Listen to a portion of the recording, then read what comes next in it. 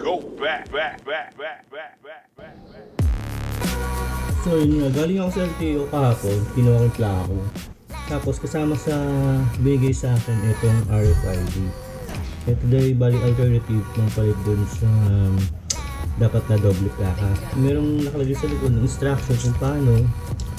Pero may nagturo sa akin na dapat daw ganito gawin. Una, tupiin mo sa gitna. Pag natupiin mo na ngayon is kailangan mong slide to hanggang sa mapunta ka dito sa gitna. Ay actually hindi pa siya masyadong gitna, pero meron kasi siyang parang tupi dito.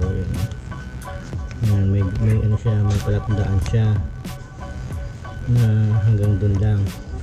So pag nagawa mo na yun, ayan, diretso mo lang. Tapos ngayon, tupi mo siya na ganyang diretso. Ayan. Tapos dahan-dahan mong idikit at check mo maigi kung pantay. Pag pantay na, then stick mo na siya dahan-dahan, ingatan kasi isa lang yan. Tapos tanggalin mo na ito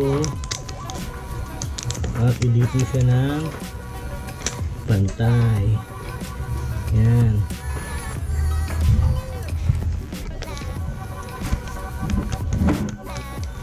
Nag-delete na siya ng ayos. Okay naman, diba?